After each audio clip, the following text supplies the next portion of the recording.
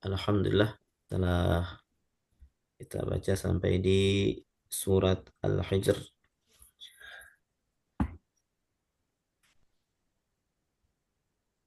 Bismillahirrahmanirrahim.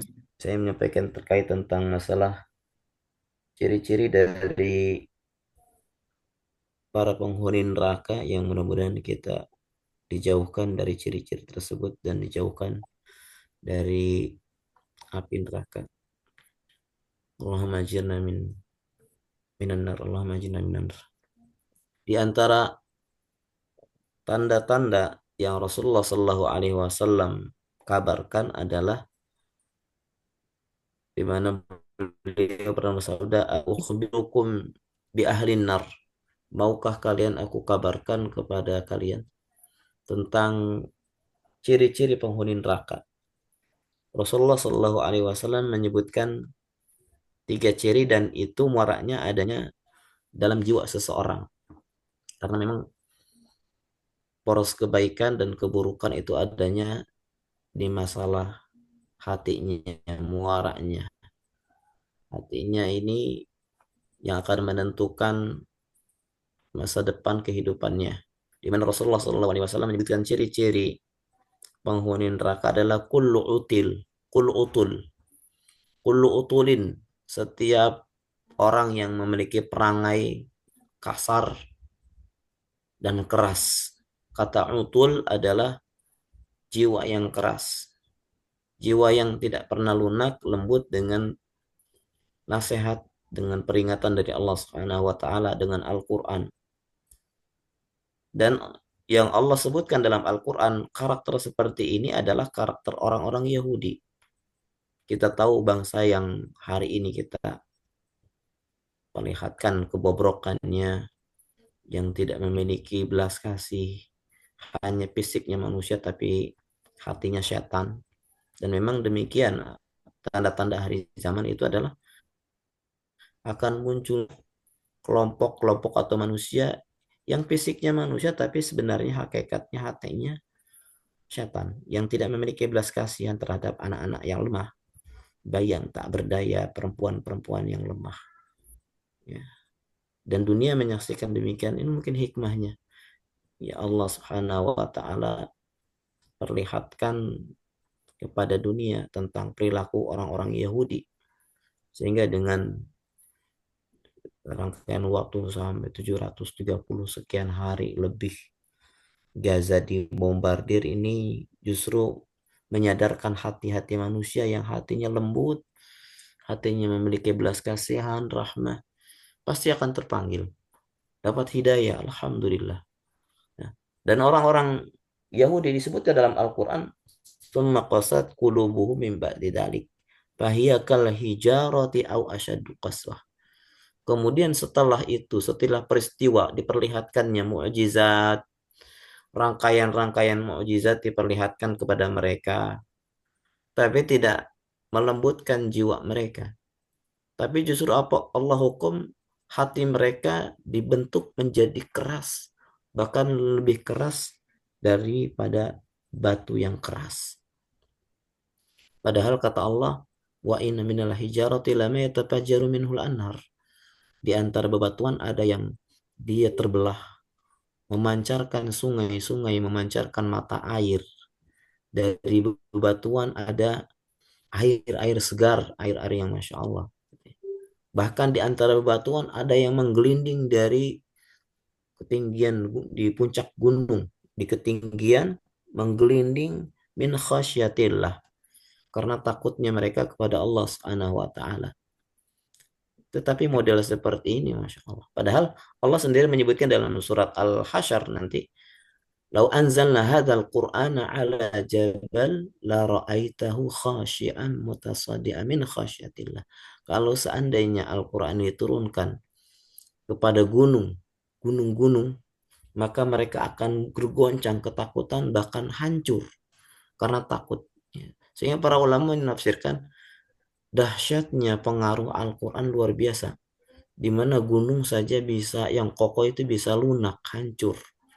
Maka alangkah celakanya, fawailul lil qasiyati qulubuhum min dzikrillah, kata Allah, alangkah celakanya hati yang keras, yang kasar, yang tidak terpengaruh dengan peringatan Allah Subhanahu wa taala. Maka ketika kita membaca Al-Qur'an,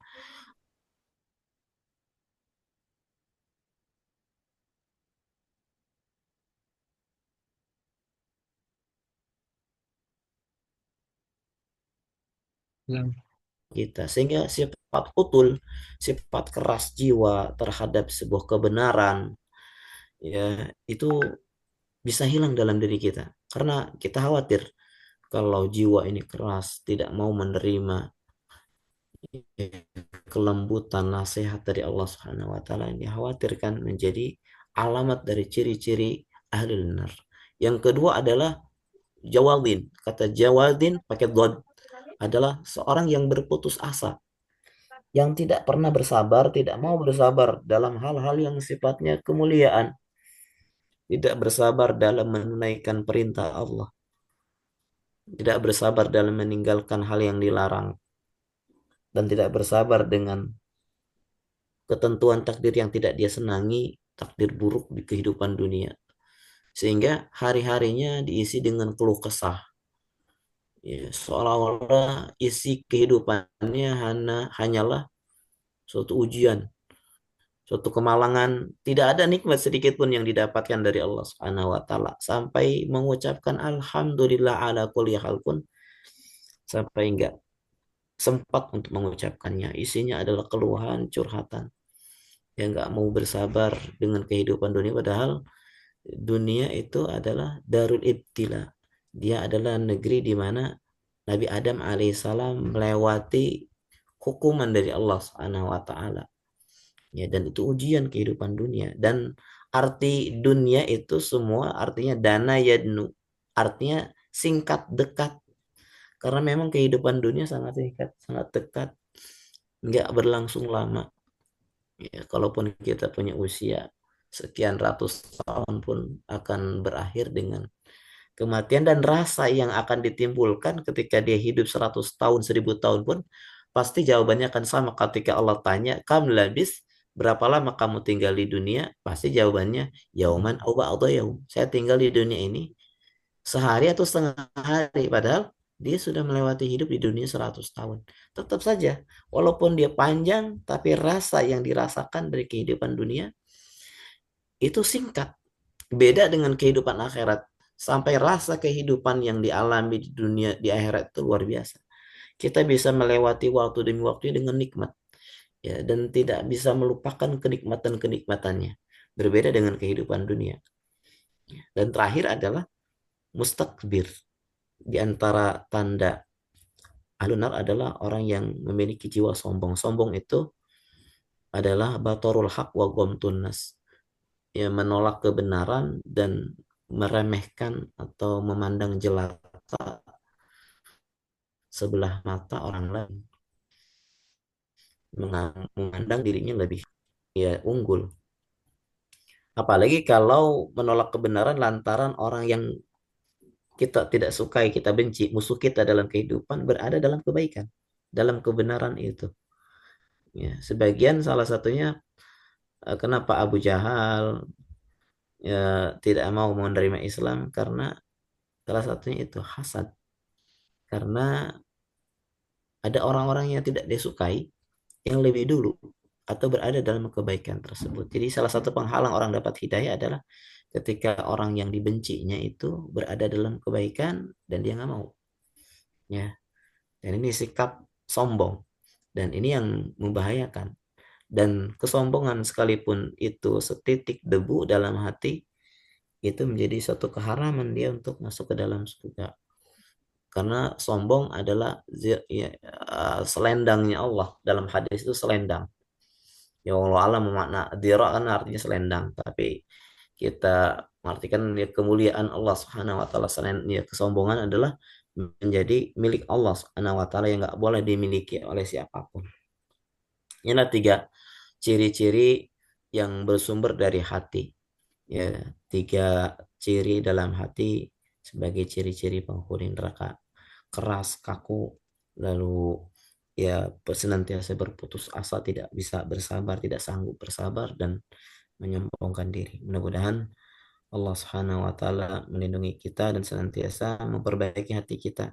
Lebih kita punya satu amalan membaca Al-Quran, maka kebutuhan kita adalah setiap waktunya adalah senantiasa membersihkan hati kita, meluruskan niat-niat kita, keyakinan kita kepada Allah Subhanahu wa taala dan berharap Amin ya lambat Allah. laun penyakit dalam jiwa kita, penyakit-penyakit tadi yang manusiawi, hasad, dengki, sombong dan yang lainnya bisa hilang dalam diri kita. Wallahu a'lam bishawab.